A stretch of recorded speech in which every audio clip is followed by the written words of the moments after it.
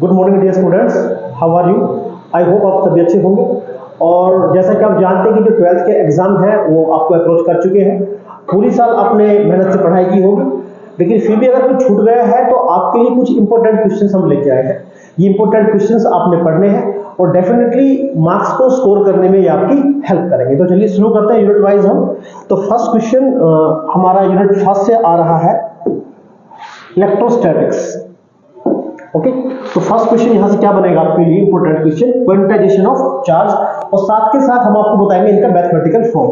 Quantization of charge जिसको आप लिख सकते हो Q = प्लस माइनस Na।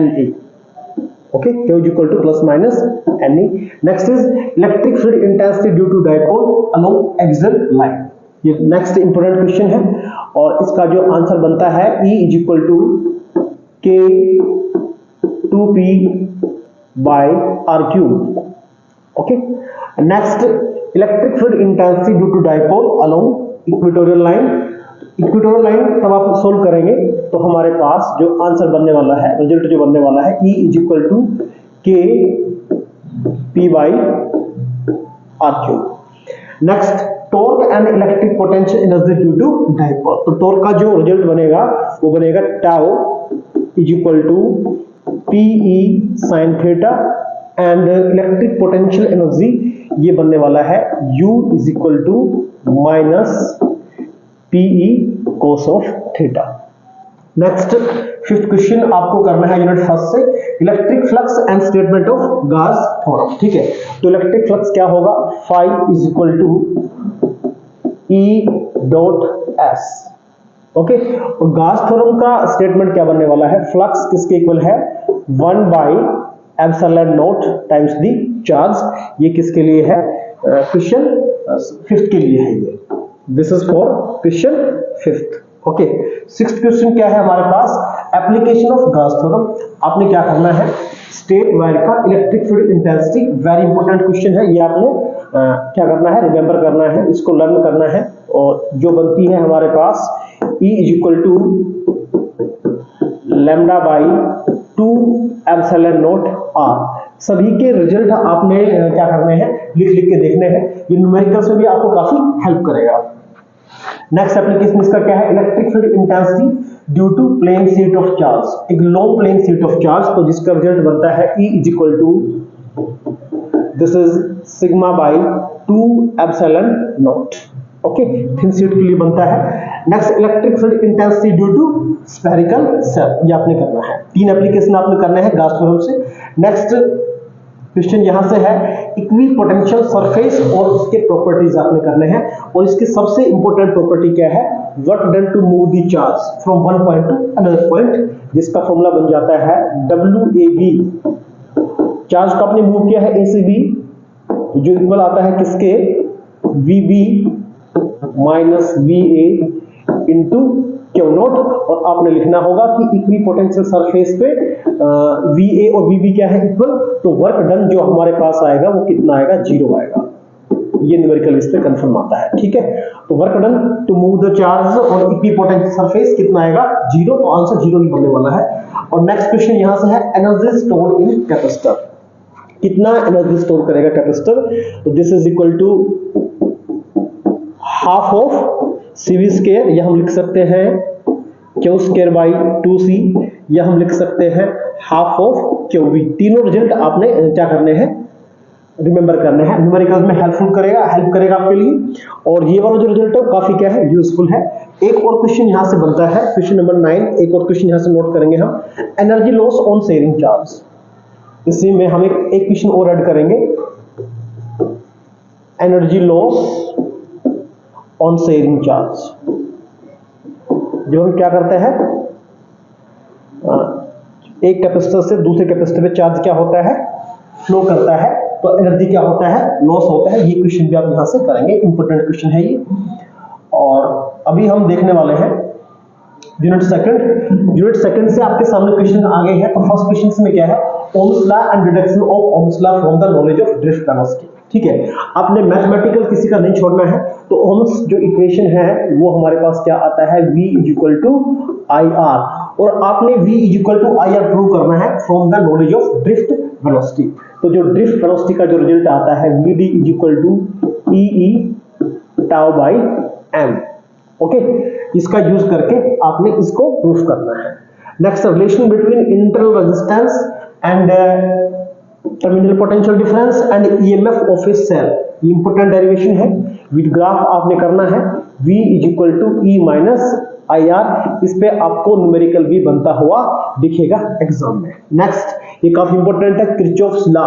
दोनों लॉ आपने करने हैं, first law and second law. First law is क्या है, करंट लॉ, और सेकंड लॉ क्या है, वोल्टेज लॉ। एक बात इसमें और पूछ सकते हैं एमसीक्यूज में कि जो किरचॉफ फर्स्ट लॉ है किस पे बेस्ड है, तो बता दें आपको, ये बेस्ड है law of conservation of charge पे, और सेकंड लॉ बेस्ड है law of conservation of energy पे क्या है, ये बेस्ड है। और नेक्स्ट क्या है, व्हीटस्टोन ब्रिज। अभी हम बात करने वाले हैं यूनिट थर्ड से। तो थर्ड यूनिट से सबसे इंपॉर्टेंट क्वेश्चन शुरुआत से आपके सामने लिख दिए हैं, और इसमें क्या है, mathematical form of Biot-Savart law with application करना है। लेकिन अगर आपसे एप्लीकेशन नहीं हो पा रहे हैं तो भी आपने क्या करना है, एटलीस्ट बायोट-सावर्त लॉ को तो करना है आपने, जो क्या बनता है, dB is equal to mu naught upon 4 pi I dl cross r by r cube. इसको आपने जरूर रिमेंबर कर लेना है। नेक्स्ट क्या है, Ampere circuital law and its application. तो Ampere circuital law you very well know what, B dot dl is equal to mu naught times the current. सभी का हम मैथमेटिकल फॉर्मूला साथ साथ बता रहे हैं, ताकि जब भी आप न्यूमेरिकल करें तो आपके लिए क्या हो, हेल्पफुल हो। मैथमेटिकल फॉर्मूला आपने जरूर लिख के आना है। नेक्स्ट, अगर इस यूनिट से बात की जाए कि सबसे इंपॉर्टेंट क्वेश्चन क्या है, तो मैं बताऊंगा कि जो सबसे इंपॉर्टेंट क्वेश्चन है वो यूनिट थर्ड से कौन सा होने वाला है, force between two parallel wire carrying current and definition of 1 ampere. ये आपने जरूर यहां से करना है। तो फोर्स का जो आंसर इसमें आएगा वो आएगा F is equal to mu naught upon 4 pi two I1 I2 by R, two I1 I2 by R। और यहां से आपने बनाना है डेफिनेशन किसका, 1 एम्पीयर का। थोड़ा ब्रीफिंग में कर देता हूं कि अगर हम कंसीडर कर रहे हैं कि I1 I2 1 एम्पीयर है, डिस्टेंस कितनी है, 1 मीटर है, तो ये जो फोर्स है वो कितना आने वाला है, ये आने वाला है 2 × 10⁻⁻7 न्यूटन पर मीटर, न्यूटन पर मीटर, न्यूटन पर मीटर। ठीक है, तो यहां से डेफिनेशन बन जाएगा किसका, 1 एम्पीयर का। नेक्स्ट क्वेश्चन है एमसीजी, मूविंग कॉइल गैल्वेनोमीटर, और इस पे क्वेश्चन पक्का मिलेगा आपको, current sensitivity end voltage sensitivity. और साथ के साथ आपने क्या करना है, कन्वर्जन भी करना है गैल्वेनोमीटर का, कन्वर्जन किसमें, एमीटर में। और नेक्स्ट क्वेश्चन क्या है, conversion of galvanometer into voltmeter. बड़ा इजीली आप कर पाएंगे। हल्का सा हिंट मैं यहां पे कर देता हूं, क्या कि जब भी आपने क्या करना है, गैल्वेनोमीटर को कन्वर्ट करना है किसमें, एमीटर में, तो हम क्या लगाएंगे, लो रेजिस्टेंस कहां लगाएंगे, पैरेलल में लगाएंगे, जिसको हम बोलते हैं संट बोलते हैं इसको, हम क्या बोलते हैं इसको, संट। तो ये जो है हमारे पास, ये कन्वर्ट किसमें हो जाएगा, एमीटर में। और अगर आपने क्या करना है, गैल्वेनोमीटर को कन्वर्ट करना है किसमें, वोल्टमीटर में, क्योंकि गैल्वेनोमीटर को कन्वर्ट कर रहे हैं वोल्टमीटर में, और वोल्टमीटर क्या होता है, हाई रेजिस्टेंस। तो सीरीज में हमें क्या लगाना है, एक हाई रेजिस्टेंस लगाना है, और ये कंप्लीट फिर क्या बन जाएगा, वोल्टमीटर बन जाएगा। ये कंप्लीट क्या बन गया है, ये बन गया है एमीटर बन गया है, और ये क्या बन गया है, ये वोल्टमीटर बन गया है। नेक्स्ट आपने क्या करनी है, प्रॉपर्टीज करनी है किसकी, डायमैग्नेटिक की, फेरोमैग्नेटिक एंड पैरामैग्नेटिक, इनकी हमने क्या करनी है, प्रॉपर्टीज करनी है। और एक इसमें डायग्राम बनता है कि आपने क्या करना है, आइडेंटिफाई करवाएगा आपसे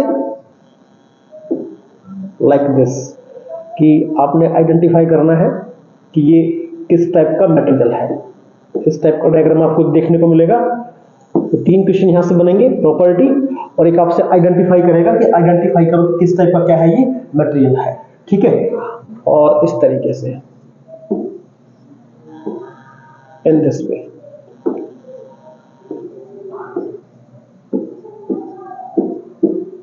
तो यहां देख रहे हैं कि जो मैग्नेटिक लाइन से बाहर जा रही है, यहां पे क्या जा रही है, अंदर जा रही है। तो बाहर जा रही है मतलब क्या है, वो डायमैग्नेटिक है, और वो अंदर जा रही है मतलब क्या है, वो पैरामैग्नेटिक है। और अगर सारी लाइन कहां से जा रही है, मोस्ट ऑफ द लाइन कहां से जा रही है, इन साइड से जा रही हैं तो फिर वो क्या बन जाएगा, इन दैट केस वो बन जाएगा फेरोमैग्नेटिक। तो एक क्वेश्चन आपने यहां से जरूर करना है। नेक्स्ट एक इंपॉर्टेंट क्वेश्चन, सबसे इंपॉर्टेंट मैंने क्या बताया था, ये वाला कौन सा, definition of 1 ampere, question number 3 important बताया था। और उसके बाद अगर कोई इंपॉर्टेंट क्वेश्चन है जहां से क्वेश्चन कंफर्म बनते हैं, चाहे एमसीक्यू बने या 2 मार्क्स में बने, तो रेडियस ऑफ चार्ज पार्टिकल, ठीक है, ये लिखा हुआ है radius of charge particle in the magnetic field, जिसका result R is equal to mv upon qv। इस पे आपको क्या मिलेंगे, क्वेश्चन मिलेंगे, कंसेप्चुअल क्वेश्चन मिलेंगे या इस पे आपको न्यूमेरिकल मिलेंगे। तो कंफर्म आप इसको रिमेंबर कीजिएगा। नेक्स्ट हम बात करने वाले हैं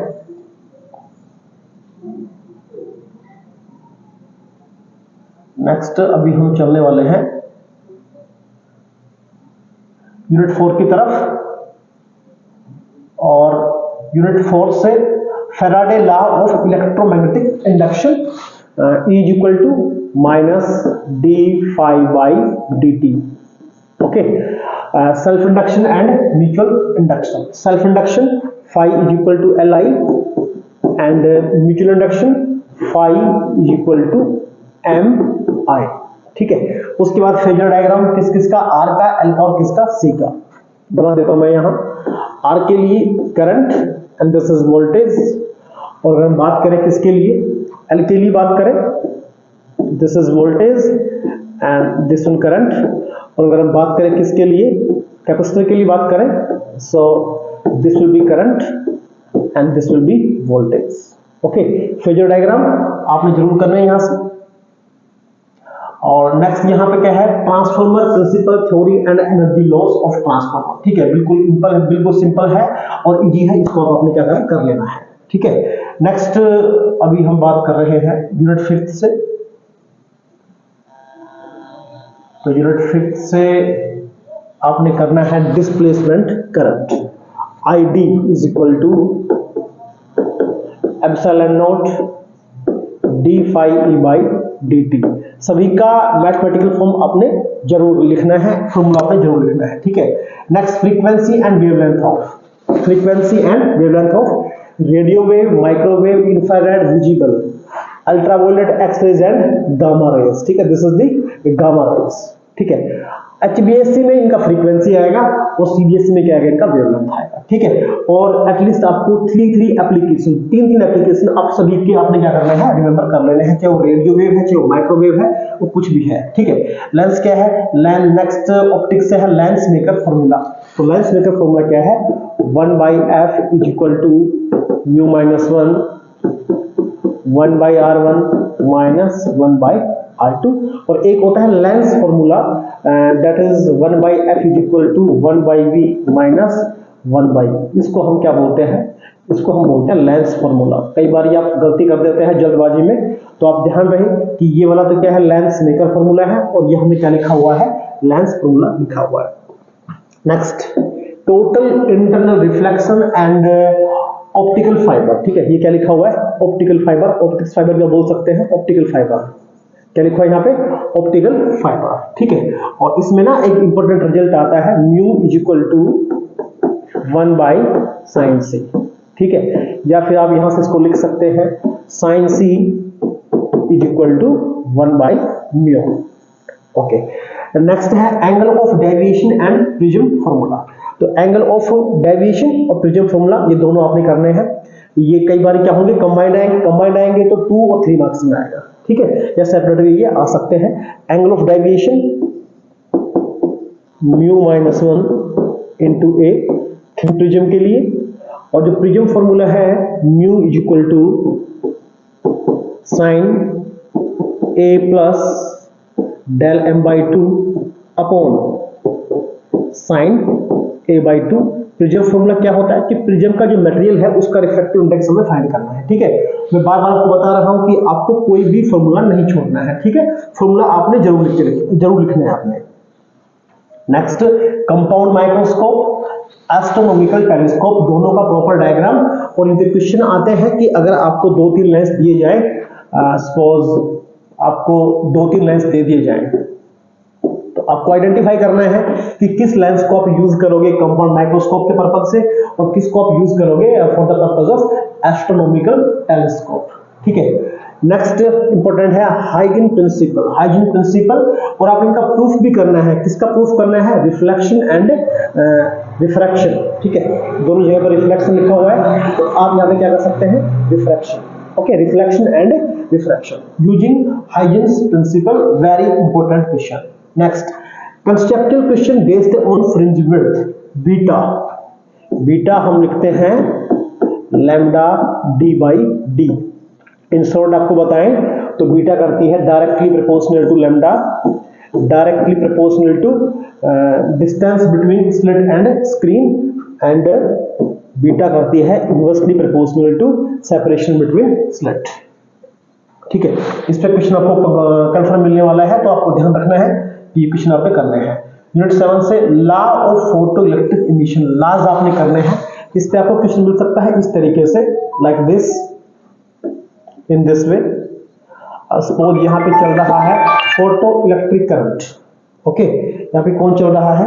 यहाँ पे फोटो इलेक्ट्रिक करंट चल रहा है, और यहाँ चल रहा है पोटेंशियल ऑफ प्लेट ए। यहाँ पे चल रहा है पोटेंशियल ऑफ प्लेट ए। तो आपको आइडेंटिफाई करना है कि कौन सा इंटेंसिटी हाई है। जैसे मान लीजिए इंटेंसिटी क्या है? I2 की इंटेंसिटी क्या है? I1 है। तो हम देख पा रहे हैं कि यहाँ पे क्या है? करंट ज्यादा है, तो I2 ग्रेटर किससे होगा? I1 से होगा। लाइक दिस क्वेश्चन आपने करने हैं ला के लिए। Einstein photoelectric equation, very important, numericals के पर्पज से भी और डेरिवेशन के पर्पज से भी।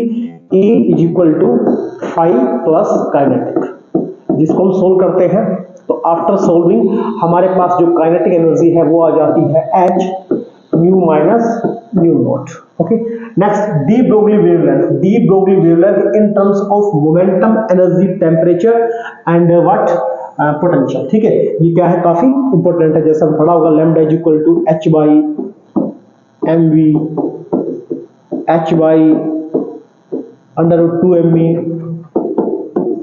H बाई 3m केविटी, और आपने पढ़ा होगा H बाई 2m क्यूबी। ठीक है, V कौन है? पोटेंशियल है। तो ये जो क्वेश्चंस हैं इनके बेस्ड आपने क्वेश्चन है वो आपने जरूर कर लेना है। ठीक है, डेरिवेशन जो आ सकती है तो इस पे आ सकती है, बाकी इन पे बेस्ड आपको क्या मिलेंगे? कंस्ट्रक्टिव क्वेश्चन मिलेंगे। रेशियो फाइंड आउट करवाएंगे आपसे, ध्यान रही बात ये। नेक्स्ट, ये काफी इंपॉर्टेंट क्वेश्चन है। A photon and proton have same de Broglie wavelength and prove that the energy of photon is 2 lambda mc by s times the kinetic energy of proton. Important question है, so I have इसको twice मैंने क्या किया? टिक किया है। Next क्या है? Slope of graph. आपने इस टाइप के क्वेश्चंस करने हैं,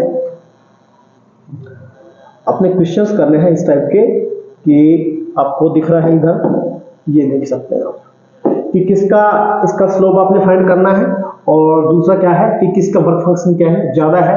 जैसा कि हम जानते हैं जो वर्क फंक्शन है वो होता है H न्यू नॉट। तो जिसका थ्रेशोल्ड फ्रीक्वेंसी हाई होगा उसका वर्क फंक्शन क्या होगा? हाई। तो ये डायरेक्टली प्रोपोर्शनल करेगा किसको? थ्रेशोल्ड फ्रीक्वेंसी को। तो हम देख पा रहे हैं कि ये वाला वर्क फंक्शन क्या होगा? ग्रेटर होगा इससे। ठीक है, इस टाइप के क्वेश्चन आपने करने हैं। नेक्स्ट हम यूनिट 8 से बात कर रहे हैं, तो Rutherford discovery of atomic nucleus, ये आपने क्वेश्चन करना है। और ये जो डेरिवेशन है इस पे आपको क्या करने होंगे? डेरिवेशन करना होगा आपको। ठीक है, इस पे आपको मिल सकता है numerical mass defect and binding energy पर न्यूक्लियॉन्स। एक बात और पूछ सकते हैं इसमें कि बाइंडिंग एनर्जी जो पर न्यूक्लियॉन्स है इसकी इंपॉर्टेंस क्या है? तो जिस एलिमेंट की बाइंडिंग एनर्जी पर न्यूक्लियॉन्स क्या है? ज्यादा है, वो ज्यादा स्टेबल है। जिस एलिमेंट की बाइंडिंग एनर्जी पर न्यूक्लियॉन्स क्या है? कम, वो क्या है? कम स्टेबल है। ठीक है, और उसके बाद आपको विद एग्जांपल याद रखना होगा न्यूक्लियर फ्यूजन एंड फ्यूजन। ठीक है, फ्यूजन भी और क्या? फ्यूजन भी, दोनों को आपने विद एग्जांपल आपने रिमेंबर करना है। ठीक है, size of nucleus and nuclear force, with graph आपने करना है न्यूक्लियर फोर्स को। और जो लास्ट यूनिट है यहाँ से वो आपने करना है energy level diagram of P type and N type semiconductor. उसके बाद IV characteristic, current and voltage characteristics of forward bias and reverse bias. ठीक है, reverse bias for PN junction. ठीक है ना, पीएन जंक्शन के लिए इन दिस वे आपने स्टडी किया होगा, क्योंकि आप पढ़ने वाले बच्चे हैं लाइक दिस। ये रिवर्स बायस के लिए, okay, end voltage and this side is current, this is for forward bias. और नेक्स्ट है डायोड, दो डायोड आपके पास है। रेक्टिफायर कौन कौन से, half wave rectifier and full wave rectifier, ठीक है।